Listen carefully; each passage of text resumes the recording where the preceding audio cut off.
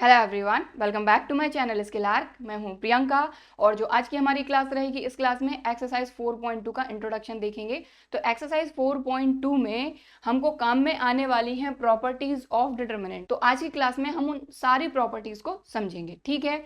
और बाकी 4.1 हमारी कंप्लीट हो गई है, तो ऊपर मैं आपको लिंक दे दूंगी, यहाँ से आप एक्सरसाइज 4.1 और उसका इंट्रोडक्शन देख सकते हैं, ठीक है। तो आज की क्लास स्टार्ट करेंगे हम। सो यहाँ पर प्रॉपर्टीज ऑफ डिटरमिनेंट हम पढ़ने वाले हैं। तो डिटरमिनेंट की सबसे पहली प्रॉपर्टी क्या है, तो यहाँ पर आप ध्यान से समझे, हमको क्या बोला जा रहा है, the value of the determinant remains unchanged if its rows and columns are interchanged.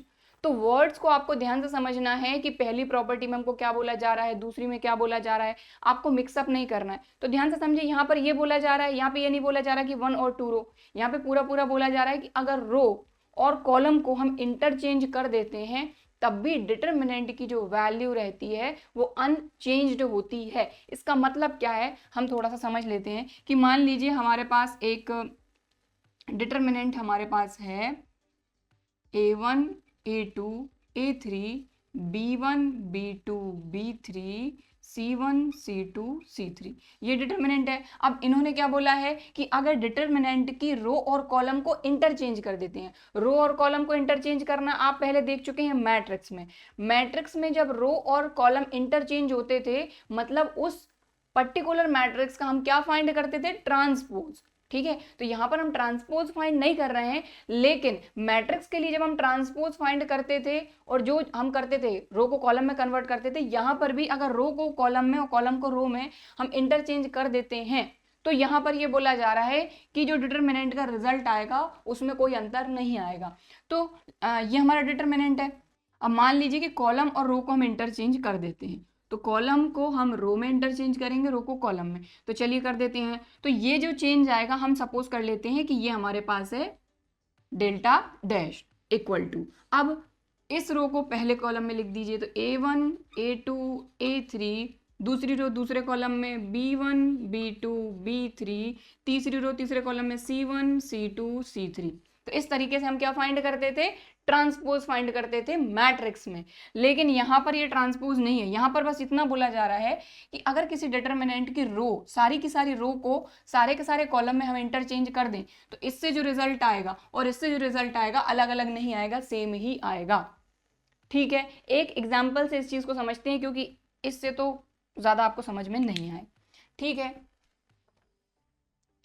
या फिर आप इसको डेल्टा 1 लिख दीजिए। तो यहां पर बात यह है कि डेल्टा और डेल्टा 1 जो है ये इक्वल रहेंगे अगर रो और कॉलम को हम इंटरचेंज कर देते हैं तो, ठीक। ये हमारे पास एक डिटरमिनेंट है, ठीक है, इससे समझेंगे। एग्जाम्पल नंबर 1 है आपका, ये एग्जाम्पल नंबर 1। तो ये डिटरमिनेंट है। अगर इससे हम प्रॉपर्टी 1 को चेक करना चाहते हैं तो कैसे करेंगे, तो रो और कॉलम को इंटरचेंज करने पे हमको दूसरा डिटरमिनेंट मिल जाएगा। हम इसको डेल्टा 1 सपोज कर लेते हैं, क्योंकि सीधी सी बात है कि अगर इसमें हम कुछ चेंज करेंगे तो ये चेंज होगा ना, इसमें कुछ ना कुछ चेंज आएगा। तो पहली रो को पहले कॉलम में 2 -3 5, दूसरी रो को दूसरे कॉलम में 6 0 4, तीसरी रो को तीसरे कॉलम में 1 5 -7। अब इसको आप सॉल्व कर लीजिए। तो इसको आप किसी भी रो या किसी भी कॉलम के अलोंग सॉल्व कर सकते हैं। मैं फर्स्ट रो के अलोंग या फिर सेकंड रो के अलोंग हम फाइंड कर लेते हैं, क्योंकि इसमें एक 0 है। तो सबसे पहले 6, तो डिटरमिनेंट कैसे फाइंड करते हैं ये हम देख चुके हैं एक्सरसाइज 4.1 में। तो यहाँ पर हम अब वो सारी चीजें समझेंगे नहीं, सिर्फ डायरेक्ट करेंगे। तो सेकंड रो के अलोंग फाइंड कर रहे हैं, तो 6, ठीक है, इसकी रो गई, इसका कॉलम गया। 6 की जो पोजीशन है वो क्या है आपकी, 2 1, 2 1 मतलब 2 + 1 3, मतलब यहाँ लगेगा आपका माइनस, ठीक है। तो 6 इसकी रो और इसका कॉलम गया, बचे हुए एलिमेंट -3 7, तो 3 7 21 माइनस माइनस प्लस 21 माइनस 5 5 25, ठीक है। अब बीच का एलिमेंट तो 0 है, तो 0 का मल्टीप्लाई किसी भी एलिमेंट में होगा तो 0 हो जाएगा, तो इसको नहीं लिखेंगे तो भी चलेगा। अब आते हैं 4 पे, तो 4 लिखा। 4 की पोजीशन क्या है, 2 1 2 2 2 3, 2 3 मतलब 2 + 3 5, और नंबर है तो यहाँ पर भी आ जाएगा माइनस, ठीक है। इसकी रो गई, इसका कॉलम गया, 2 5 10, बीच में लगा माइनस, -3 × 1 -3, यहाँ पे ऑलरेडी -+3। इसको सॉल्व कर लीजिए, -6, 25 में से 21 माइनस होगा तो बचेगा 4, माइनस का 4 इंटू -6, माइनस माइनस प्लस 6 4 24, ठीक है। फिर 10 + 3 13, 13 × 4, और यहाँ लगेगा 52। ठीक है, इसमें से उसको माइनस कर दीजिए तो ये हो जाएगा 12 में से 4 माइनस होगा तो बचेगा 8 और 4 में से 2 माइनस होगा तो बचेगा 28। तो ये आ गया माइनस का 28। क्लियर। अब इससे फाइंड कर लीजिए। देखो रो और कॉलम को हमने इंटरचेंज करा है, ये हमारा वो डिटरमिनेंट है जो क्वेश्चन में दिया है। अब इसमें हमने क्या किया है, रो और कॉलम को इंटरचेंज किया। इसको सॉल्व करके देख लेते हैं। तो सेकंड रो के अलोंग फाइंड कर रहे हैं। सबसे पहले -3, इसकी पोजीशन है 2 1, 2 + 1 3 मतलब नेगेटिव, तो ये माइनस का है तो ये हो जाएगा प्लस का क्योंकि माइनस लग जाएगा। ठीक है, इसकी रो गई, इसका कॉलम गया 6 × -7 42 माइनस 4 1 जार 4। ठीक है, जीरो का कोई मतलब नहीं है, 5 तो 5 लिखा। इसकी पोजीशन क्या है 2 1 2 2 2 3 2 3 2 + 3 5 और नंबर माइनस। ठीक है, इसकी रो गई, इसका कॉलम गया 2 4 जार 8, बीच में माइनस 6 5 जार 30। सॉल्व कर लीजिए इसको तो 42 - 4 ये हो जाएगा 46 × 3 और दोनों माइनस के हैं तो ये आ जाएगा -138 और 30 में से 8 माइनस होगा तो ये हो जाएगा 22 22 110। क्लियर। ठीक है, इसमें से उसको माइनस कर दो तो ये क्या आ जाएगा आपका माइनस का 28। तो बस हमको यही बोला जा रहा है कि अगर कोई डिटरमिनेंट आपके पास है और अगर आप उसके रो और कॉलम को पूरे के पूरे रो और कॉलम को इंटरचेंज कर देते हैं तो इन दोनों के रिजल्ट में कोई भी अंतर नहीं आएगा। ठीक, ये थी प्रॉपर्टी 1। अब प्रॉपर्टी 2 देखेंगे, इसको अगर आप नोट करना चाहते हैं तो कर सकते हैं। सो अब बात करते हैं हम हमारी सेकंड प्रॉपर्टी डिटरमिनेंट की। तो प्रॉपर्टी नंबर सेकंड में भी कुछ नहीं है, यहाँ पर सिर्फ ये हमको बोला गया है कि इफ एनी 2 रो और कॉलम्स, अगर 2 रो को या फिर सिर्फ 2 कॉलम को आप इंटरचेंज करते हैं तो हमारा जो रिजल्ट डिटरमिनेंट होता है उसका साइन चेंज हो जाता है।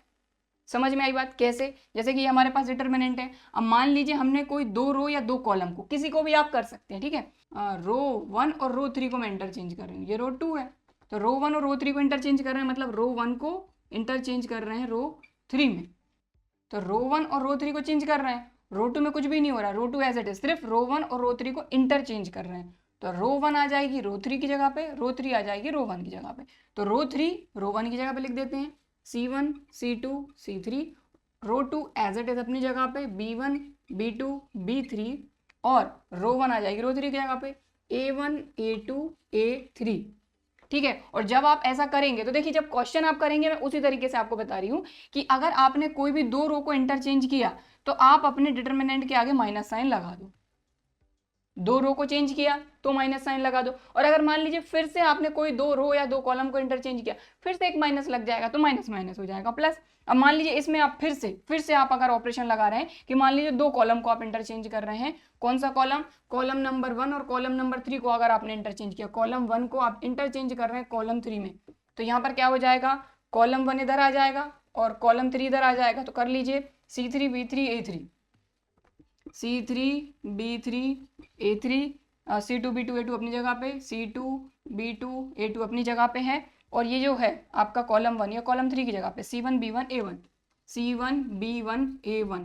तो अब इसमें पहले से एक माइनस लगा था यहाँ पे, अब क्योंकि आपने एक ऑपरेशन अप्लाई किया, 2 रो को इंटरचेंज किया तो एक माइनस, अब फिर से इसी में आपने 2 कॉलम को इंटरचेंज कर दिया तो एक और माइनस लग जाएगा। कहने का मतलब हुआ क्या कि पहले से -1 लगा हुआ था, एक और माइनस लग गया तो -1 का square.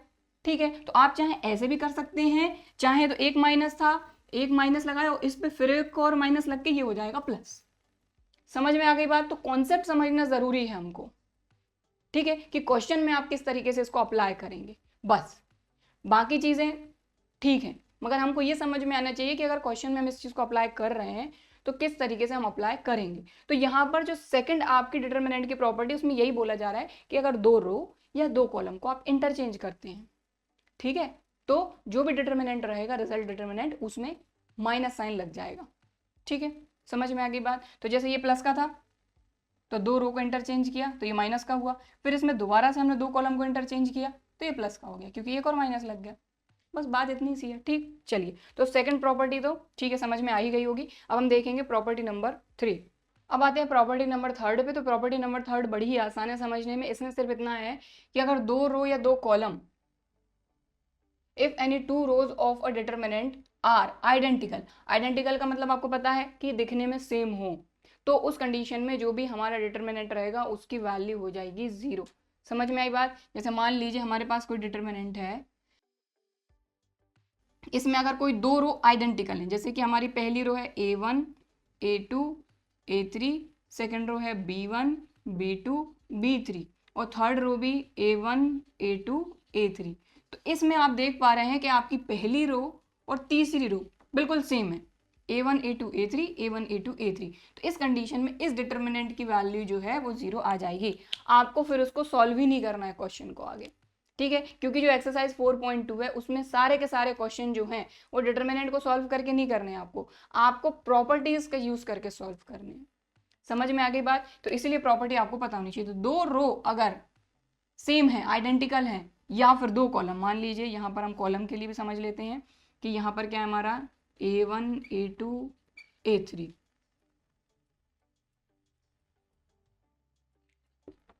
B1 B2 B1 C1 C2 C1। तो अब आप देख रहे हैं कॉलम नंबर 1 और कॉलम नंबर 3 बिल्कुल सेम है, A1 B1 C1 A1 B1 C1। तो इस कंडीशन में भी आपके डिटरमिनेंट की वैल्यू हो जाएगी 0। That's it. क्लियर? समझ में आई बात? तो पहली प्रॉपर्टी एक बार मैं रिवाइज करा देती हूँ।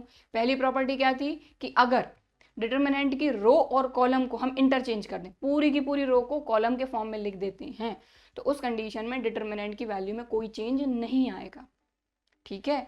दूसरी प्रॉपर्टी में क्या था कि अगर दो रो को आप इंटरचेंज करते हैं, उस कंडीशन में आपका जो रिजल्ट आएगा उसमें एक माइनस लग जाएगा, ठीक है। या फिर दो कॉलम को इंटरचेंज करते हैं तो एक माइनस लग जाएगा, और अगर वही ऑपरेशन आप दो बार अप्लाई करते हैं तो आपने देख ही लिया किस तरीके से करना है, ठीक है। क्वेश्चन करेंगे तो हो सकता है अगर अभी समझ में नहीं आ रहा हो तब बेटर तरीके से समझ में आ जाएगा। और जो प्रॉपर्टी नंबर 3 है हमारी, उसमें यह है कि भाई अगर दो रो या दो कॉलम दिखने में बिल्कुल सेम हो तो उस कंडीशन में उस डिटरमिनेंट की वैल्यू क्या हो जाएगी? 0। तो तीन प्रॉपर्टी हमने कर ली, इनको ध्यान रखना है। अब तीन प्रॉपर्टी और हैं, उनको हम समझते हैं, ठीक है। तो इसको अगर आपको नोट करना है तो आप वीडियो को पॉज करके नोट कर सकते हैं। सो अब हम देखने वाले हैं प्रॉपर्टी नंबर 4। तो ध्यान से समझना है, क्योंकि ये ऐसी प्रॉपर्टी है कि इसी के अंदर दो तीन चीज़ें कवर हो जाएंगी। दो तीन चीज़ें कवर मतलब कि दो तीन चीज़ें हम कर सकते हैं इस प्रॉपर्टी के थ्रू। तो यहाँ पर हमको ये बोला जा रहा है, if each element of a row और column of a determinant is multiplied by a constant k, then its value gets multiplied by k। कहने का मतलब ये है कि अगर मान लीजिए हमारे पास कोई डिटरमिनेंट है A1 A2 A3 B1 B2 B3 C1 C2 C3, ये डिटरमिनेंट है।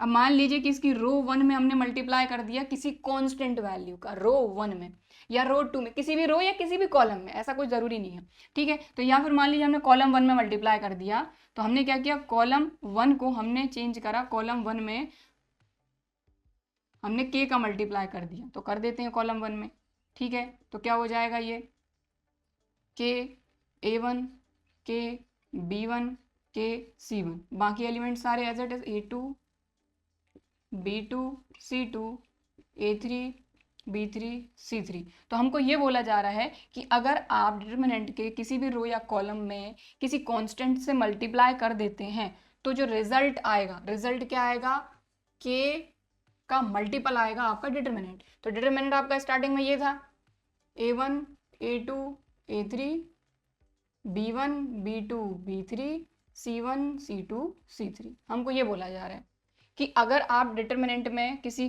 कांस्टेंट का मल्टीप्लाई करते हैं किसी भी रो या कॉलम में, तो जो रिजल्ट आएगा वो ये आएगा, k मल्टीप्लाइड बाय आपका जो डिटरमिनेंट था वो। अब इसको थोड़ा सा आप ध्यान से समझें, या फिर इसको मैं सॉल्व करके आपको बताती हूँ। सबसे पहले इसको हम सॉल्व कर लेते हैं, रो 1 के ही अलोंग सॉल्व कर लेते हैं, ठीक है। तो देखें ज़रा, इसका सॉल्यूशन बता रही हूँ इस डिटरमिनेंट का, ठीक।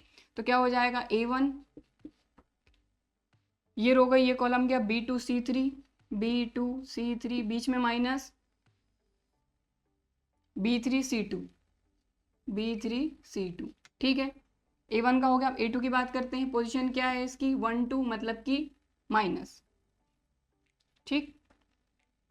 तो ये कॉलम क्या, ये रो गई B1 C3 B3 C1 B1 C3 B3 C1, last है हमारा A3, तो प्लस लगेगा क्योंकि इसकी पोजीशन है 1 3 मतलब 4, तो इवन नंबर, तो प्लस ये कॉलम गया, ये रो गई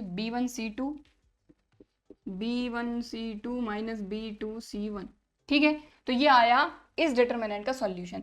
लेकिन अगर इस डिटरमिनेंट के एक कॉलम में हमने किसी कांस्टेंट से मल्टीप्लाई किया तब क्या होगा, तो इसको यहाँ सॉल्व कर रहे हैं, ध्यान दें अब आप इसको, है ना। तो पहली रो क्या लॉन्ग सॉल्व कर रहे हैं, तो पहला एलिमेंट है Ka1, ये कॉलम गया, ये रो गई B2C3 माइनस B3C2। अब सेकेंड एलिमेंट है A2, माइनस लगेगा A2, ये कॉलम गया, ये रो गई KB1C3 minus B3KC1। Last element है A3, तो प्लस A3, ये कॉलम गया, ये रो गई KB1C2, बीच में माइनस B2KC1। ठीक है, अब आप एक चीज देखें, यहां पर तो ऑलरेडी K है, इन दोनों टर्म्स में से अगर K कॉमन हम निकाल लेते हैं, देखो यहां करती हूं मैं, तो देखो ये तो Ka1 B2C3 minus B3C2 as it is. इन दोनों में देखें, इन दोनों टर्म में K है, K हमने बाहर निकाल लिया, तो ये हो जाएगा Ka2, अंदर क्या बचा B1C3 माइनस B3C1, दोनों में से K कॉमन। यहाँ की बात करते हैं तो यहाँ से भी देखो K कॉमन निकल रहा है, यहाँ पर भी K है, यहाँ पर भी K है, K कॉमन निकाल लिया, तो Ka3, अंदर क्या बचा B1C2 माइनस B2C1।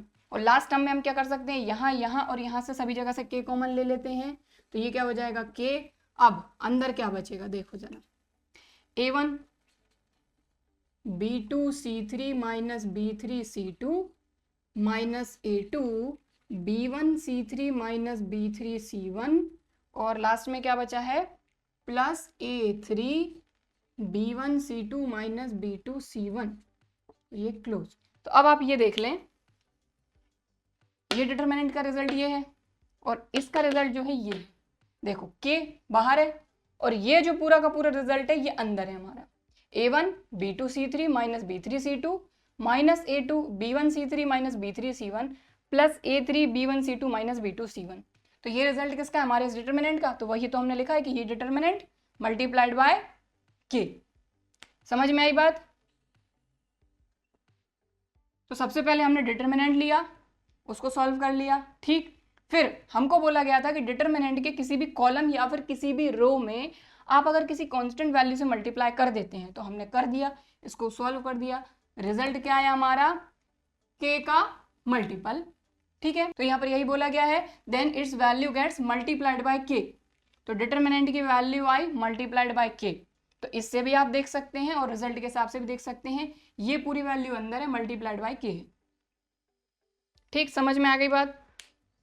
चलो, तो इसको अगर नोट करना है तो आप कर सकते हैं, इसमें 2-3 चीजें और हैं जो मैं आपको समझा देती हूँ। तो प्रॉपर्टी 4 आपको समझ में आ गई कि मतलब क्या था पूरा सॉल्यूशन का, कि अगर कोई डिटरमिनेंट है उसमें किसी भी रो या किसी भी कॉलम में हम किसी कांस्टेंट का मल्टीप्लाई करते हैं, तो जो रिजल्ट आता है वो उस कांस्टेंट का मल्टीप्लाइड बाय जो भी डिटरमिनेंट आपका होता है।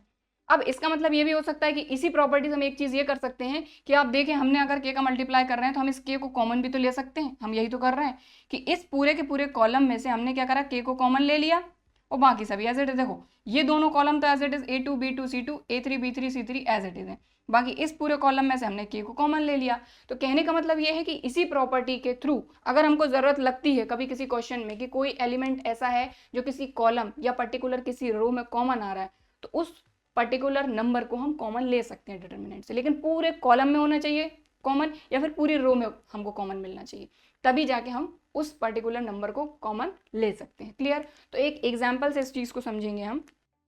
तो अब आप यहाँ पर देखें, अगर इसको हमको सॉल्व करना है तो अगर इस प्रॉपर्टी को लगाना है तो हम इसमें क्या कर सकते हैं कि ये और ये तीनों नंबर ऐसे हैं रो 1 में कि इन सभी में कॉमन आ रहा है 6। किस तरीके से देखो जरा,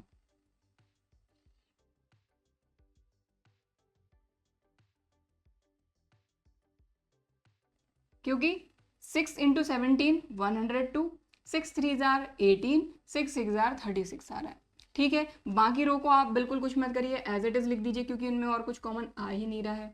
17 3 6। अब आप देख रहे हैं कि पहली रो में एक एलिमेंट है 6, यानी नंबर है कांस्टेंट वैल्यू, जो कि रो 1 के हर एक एलिमेंट के साथ है, तो इसको आप कॉमन ले लीजिए, ये आ जाएगा बाहर। अंदर क्या बचेगा आपका 17 1 17 3 3 3 6 4 6।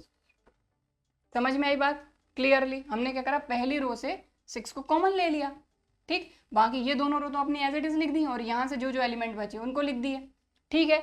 अब यहाँ पर आपकी प्रॉपर्टी नंबर 3 काम में आएगी। अब आप बोलेंगे कैसे, तो आप देखें, रो 1 को देखिए और रो 2 को देखिए, 17 3 6 17 3 6। तो अगर कोई भी दो रो या दो कॉलम आइडेंटिकल होते हैं, मतलब सेम होते हैं, तो उस डिटर्मिनेंट की वैल्यू क्या हो जाती है, 0।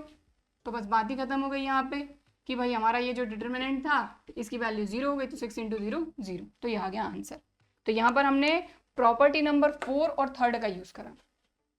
समझ में आ गई बात कि इस प्रॉपर्टी का मतलब क्या है कि भाई इसको किस तरीके से यूज कर सकते हैं हम, कि किसी रो या कॉलम में कांस्टेंट वैल्यू का मल्टीप्लाई करते हैं तो वो जो डिटर्मिनेंट होता है वो मल्टीपल ऑफ उस डिटर्मिनेंट के आ जाता है, या फिर किसी भी रो या किसी भी कॉलम में से हम कोई भी नंबर कॉमन ले सकते हैं। क्लियर? ठीक है। अब इसी प्रॉपर्टी के थ्रू एक चीज और है, तो इसको अगर आपको नोट करना है तो आप कर लीजिए। तो अब इसी से एक चीज तो ये निकली कि किसी भी रो या कॉलम में से कोई नंबर हम कॉमन ले सकते हैं। दूसरी चीज ये है कि if corresponding elements of any 2 rows or 2 columns are proportional then its value is 0। अब इसका मतलब क्या है कि मान लीजिए हमारे पास कोई डिटर्मिनेंट है 1 2 3, ठीक है, और 4 और 6 और 5 7 और 8, ये डिटर्मिनेंट है। तो अब यहां पर आप देखें, दो रो या दो कॉलम का प्रपोर्शन का मतलब क्या है, जैसे कि इन दोनों को देखिए, ये पहली रो है, ये दूसरी रो है, रो 1 और रो 2, इनके करस्पॉन्डिंग एलिमेंट का मतलब कि प्रपोर्शन में होना चाहिए। तो इन दोनों को देख लीजिए, प्रपोर्शन मतलब इनका रेशियो, ठीक, 1/2 इक्वल टू 2/4 इक्वल टू 3/6। क्या ये सही है? दोनों रो के जो एलिमेंट है करस्पॉन्डिंग एलिमेंट, क्या वो प्रपोर्शन में? देख लीजिए, 2 1 2 2 2 4, तो ये 1/2 इक्वल टू 1/2, 3 1 3 3 2 6 1/2, मतलब इनका जो रेशियो है सभी जगह सेम आ रहा है, इधर से भी इधर से भी इधर से भी। तो जो आपकी थर्ड चीज है इसी प्रॉपर्टी में, फोर्थ प्रॉपर्टी में, वो ये है कि अगर कोई दो रो या दो कॉलम सेम प्रपोर्शन में है, यानी कि उनका रेशियो सेम आ रहा है, तो उस कंडीशन में ये जो आपका डिटर्मिनेंट रहेगा इसकी वैल्यू रहेगी 0। तो आपको इसको सॉल्व करने की जरूरत नहीं, अगर आपने देख लिया कि हाँ भाई ये दोनों रो सेम प्रोपोर्शन में है तो इसका वैल्यू क्या हो जाएगी, 0, खत्म। एक्स्ट्रा आपको कुछ करने की जरूरत नहीं है। ठीक, क्लियर, समझ में आ गई बात? इसकी वैल्यू क्या हो जाएगी, 0। ठीक है, तो फोर्थ प्रॉपर्टी में हमने क्या देखा कि किसी भी रो या कॉलम में किसी भी कांस्टेंट वैल्यू से मल्टीप्लाई करते हैं तो वो डिटर्मिनेंट उस पर्टिकुलर कांस्टेंट का मल्टीपल की वैल्यू के इक्वल आता है, या फिर हम किसी भी रो या कॉलम में से कोई भी पर्टिकुलर कांस्टेंट वैल्यू कॉमन ले सकते हैं। और इसी में हमने क्या देखा कि अगर कोई दो रो या कॉलम के करस्पॉन्डिंग एलिमेंट सेम प्रपोर्शन में यानी प्रपोर्शनल हैं, तो उस कंडीशन में डिटर्मिनेंट की वैल्यू रहेगी 0।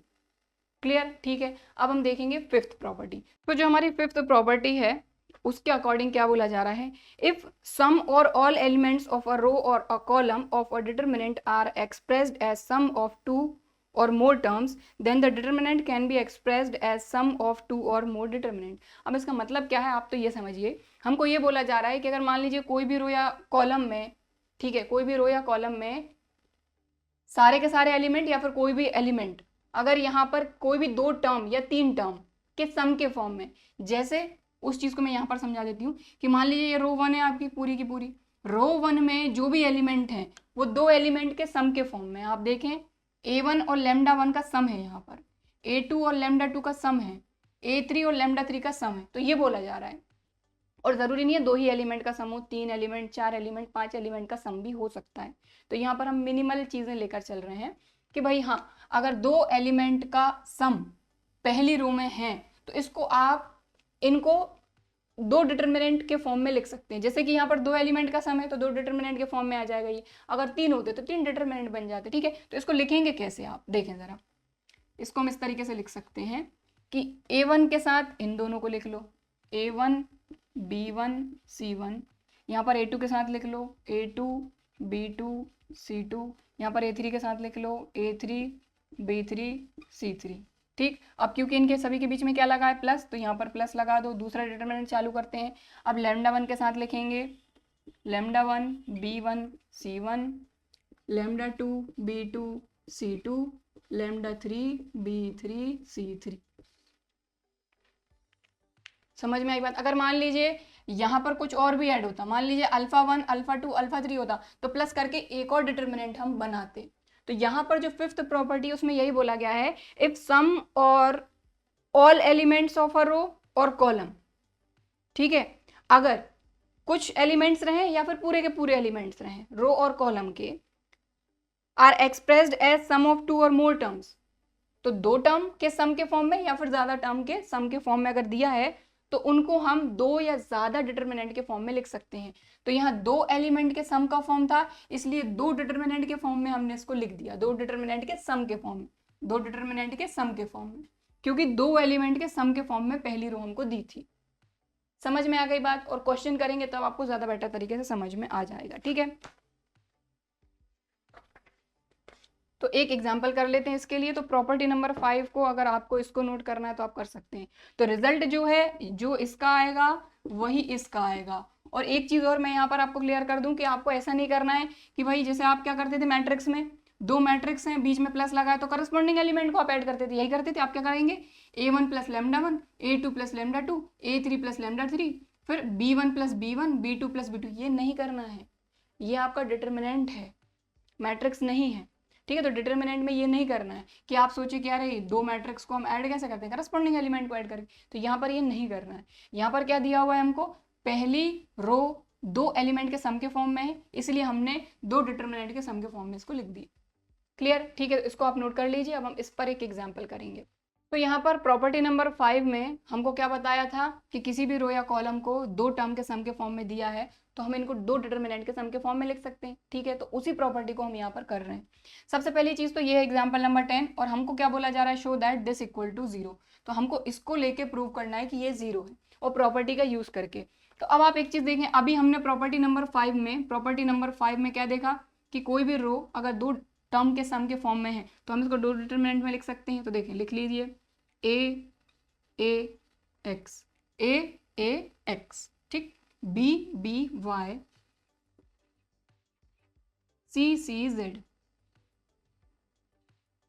बीच में लगाएंगे प्लस क्योंकि यहाँ प्लस प्लस प्लस लगा। ठीक है, अब a 2x x, a 2x x, ठीक है, अलग अलग कराना हमने इसको, ए के साथ अलग लिख लिए सारे, ए के साथ बी के साथ सी के साथ, बाकी पहली रो तीसरी रो एज इट इज। अब यहाँ पर 2x 2y 2z लिखेंगे बस।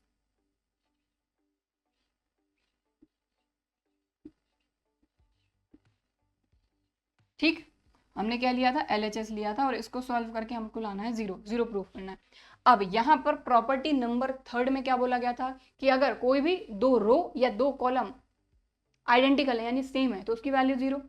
तो आप इस डिटर्मिनेंट में देखें, पहली रो और पहला कॉलम आइडेंटिकल हैं, row 1 and row 2 are identical, same है। ठीक, इसलिए ये पूरा डिटर्मिनेंट की वैल्यू क्या हो जाएगी, 0। यहां की बात करते हैं। अभी प्रॉपर्टी नंबर 4 में हमने देखा था, ठीक है, उसी के अंदर जो नोट्स थे उसमें हमने देखा था कि अगर कोई भी दो रो या दो कॉलम के एलिमेंट्स, करस्पॉन्डिंग एलिमेंट्स प्रोपोर्शनल हैं तब। तो यहाँ देखो x और 2x, y 2y, z 2z, ये सेम प्रोपोर्शन में है कि नहीं। देखो 2x upon x, 2y upon y, 2z upon z। तो x से x कैंसिल, y से y कैंसिल, z से z कैंसिल, सभी में 2 2 2 आ रहा है, यानी सेम प्रोपोर्शन में है। या फिर आप एक चीज और कर सकते हैं कि इस पूरी रो में से 2 कॉमन अगर ले लेते हैं, पूरी की पूरी रो में से 2 कॉमन लिया आपने, तो यहीं पर मैं कर ही देती हूँ, यहाँ पर 2 कॉमन लिया तो यहाँ सभी जगह से 2 हट जाएगा, तो फिर ये दोनों रो आइडेंटिकल आ जाएंगी, तो इसकी वैल्यू भी क्या हो जाएगी, 0। तो दोनों में से कोई भी चीज कर सकते हैं, आपकी चॉइस है। या तो सेम प्रोपोर्शन वाला आप फंडा लगा दीजिए, या फिर 2 को कॉमन लेके दो रो आइडेंटिकल आ गई आपकी, तो इसकी वैल्यू भी क्या हो जाएगी, 0। और 0 प्लस 0 क्या हो जाएगा, 0। तो यहाँ पर हमने यूज किया प्रॉपर्टी नंबर 3 एंड 4 का, और ये हमने प्रूव कर दिया। तो देखो इतना बड़ा डिटर्मिनेंट कितना आसान हो गया सॉल्व करना, सिर्फ और सिर्फ प्रॉपर्टी की वजह से। तो यहाँ पर हमने फिफ्थ प्रॉपर्टी यहाँ अप्लाई कर दी और फिर इनको सॉल्व करने के लिए थर्ड और फोर्थ प्रॉपर्टी अप्लाई करके इसको प्रूव कर दिया। ठीक, समझ में आ गई बात। तो प्रॉपर्टी नंबर 5 हमने कर ली और इस पर एक एग्जाम्पल कर लिया। अब हम देखेंगे हमारी लास्ट प्रॉपर्टी, प्रॉपर्टी नंबर 6।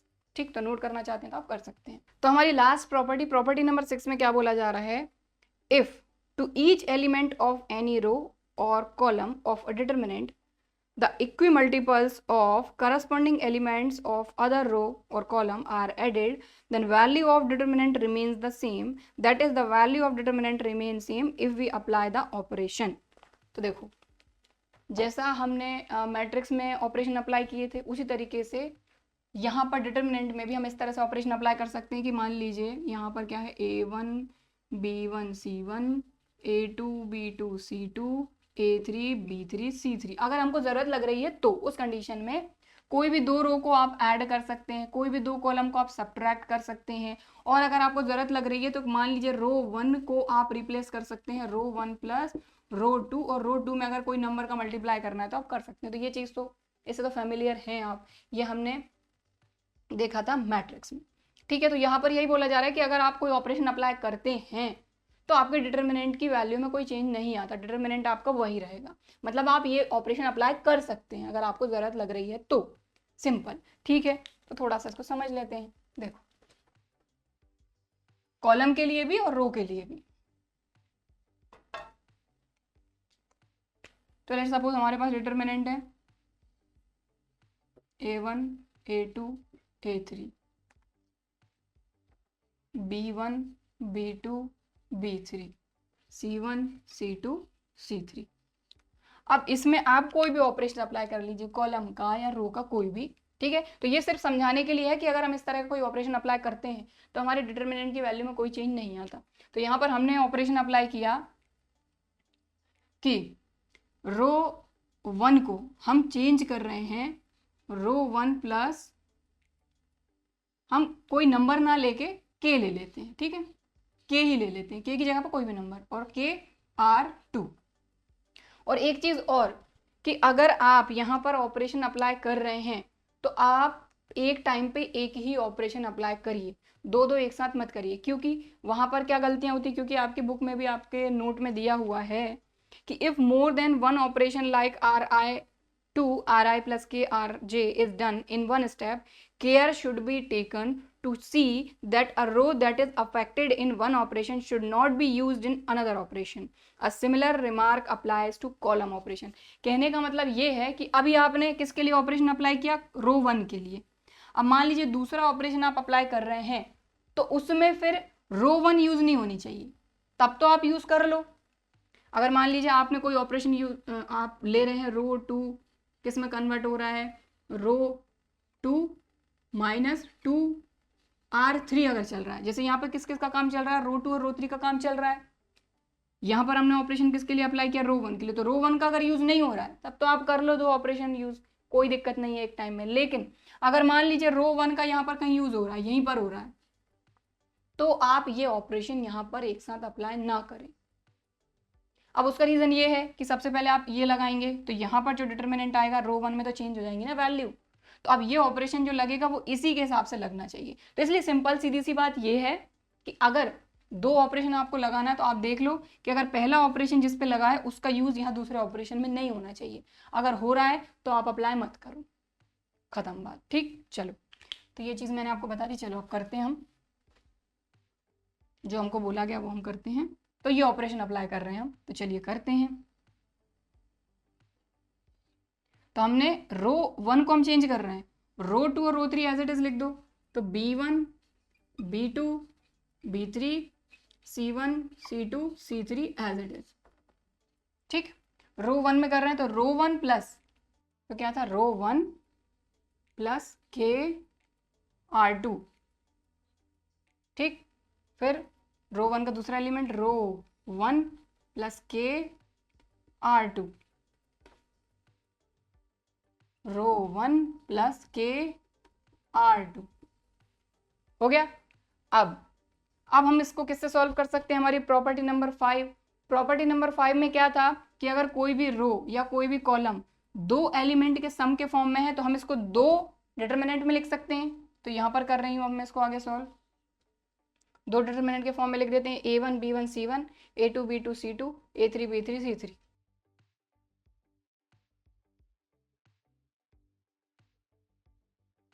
बीच में प्लस है तो प्लस लगा दिया। अब के B1 B1 C1,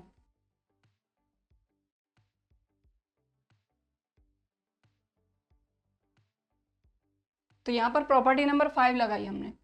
बीच में प्लस है तो A1 के साथ इन सबको अलग कर लिया, A2 के साथ इन सबको अलग कर लिया, A3 के साथ इन सबको अलग कर लिया, एक डिटर्मिनेंट बना दिया। फिर के B1 के साथ इनको अलग, के B2 के साथ, के B3 के साथ। ठीक, अब आप देखें इसमें तो कुछ नहीं है, ना तो कोई सेम आ रहा है कोई रो या कॉलम। यहाँ पर ज़रूर आप देखें, यहाँ पर आप देख रहे हैं ये जो दोनों आपकी रो हैं ये सेम प्रपोर्शन में है। सेम प्रपोर्शन वाली चीज़ लगा सकते हैं, या फिर आप क्या कर सकते हैं कि यहाँ से के कॉमन ले सकते हैं। ठीक है, तो देखो ज़रा, तो ये तो as it is A1 A2 A3 B1 B2 B3 C1 C2 C3। यहाँ से पहली रो से के कॉमन ले लिया, क्या बचा B1 B2 B3 B1 B2 B3 C1 C2 C3। तो या तो आप सेम प्रपोर्शन वाली चीज़ लगा के डायरेक्ट यहाँ 0 लिख सकते थे, या फिर चाहें तो के कॉमन हमने ले लिया। ठीक है, और इसके बाद देख लो ये दोनों रो बिल्कुल आइडेंटिकल है, सेम है, तो उसकी वैल्यू क्या हो जाएगी 0, और के इंटू 0 मतलब 0। तो बचा क्या आपके पास A1 A2 A3 B1 B2 B3 C1 C2 C3। तो कहने का मतलब ये है कि अगर आप इसमें इस तरह का कोई ऑपरेशन लगाते हैं तो कोई चेंजेस नहीं आएंगे, सेम का सेम रहेगा बस। ठीक, बाकी जैसा मैंने आपको बताया कि एक बार में दो प्रॉपर्टी आपको किस कंडीशन में लगानी और किस कंडीशन में नहीं लगानी। ठीक है, तो प्रॉपर्टी नंबर 6 ये हमारी लास्ट थी, इसको अगर आपको नोट करना है तो आप कर सकते हैं। तो आज की क्लास में बस इतना ही करेंगे। आज की क्लास में हमने क्या देखा, प्रॉपर्टीज ऑफ डिटर्मिनेंट्स। इन सारी की सारी प्रॉपर्टीज को आपको एक बार और अच्छे से देखना है, इनको अच्छे से रिवाइज कर लीजिएगा, क्योंकि इन सारी प्रॉपर्टी का यूज होगा आपका एक्सरसाइज 4.2 में। तो इन सारी प्रॉपर्टी का यूज करके एक्सरसाइज 4.2 के क्वेश्चन हम सॉल्व करेंगे। तो आई होप आज की क्लास में मैंने जो प्रॉपर्टीज आपको समझाई वो आपको अच्छी तरीके से समझ में आई होंगी, वीडियो भी पसंद आया होगा। वीडियो पसंद आया है तो लाइक ज़रूर करिए, और अगर अभी तक चैनल को सब्सक्राइब नहीं किया है तो इसी तरह के और वीडियोस के लिए चैनल को सब्सक्राइब ज़रूर करिए। चलिए फिर मिलते हैं अगले वीडियो में, तब तक के लिए बाय एंड थैंक यू।